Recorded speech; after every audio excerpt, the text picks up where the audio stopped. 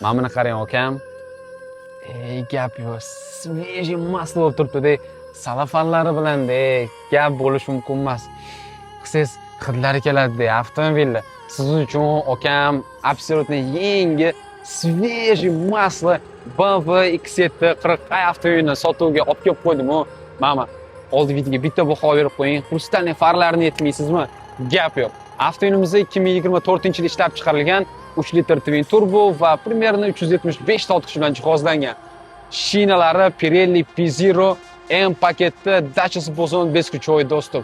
Buni ichki salonlarini aytmaysizmi? Gap yo'q. Qop-qora kojniy salon, tepalarimiz полностью Alcantara, pnevmopodveska, 360 gradus kamera, 4-zonli klimat kontrol, hamma kerakli navrotlar bor-da. 3-zonli 7 ta o'rindiq bilan jihozlangan nastoящий семейный avtomobil. Mana remellarni aytmaysizmi? M strochkalar tushirilgan, alohida 3-qator uchun lyuklarimizgacha bor. Gap yo'q. Zadniy vidda aytmaysizmi? Shunaqa дерзкий va agressivniy qilib ishlab qo'yishgan. Gap yo'q. Agar hali ham like bosib qo'ymagan bo'lsangiz, akam bosib qo'ying. Hammamizga shunaqa yangi avtomobilni olib haydash nasib qilsin. Avtomobilimizdan narxi keladigan bo'lsa, shuni pastga opsiyani yozib qoldirganmiz. Agar kimga shunaqa yangi absolutni avtomobil kerak bo'ladigan bo'lsa, bemalol Smelskarsga murojaat qilasizlar. Hammaga rahmat. Sog' bo'linglar.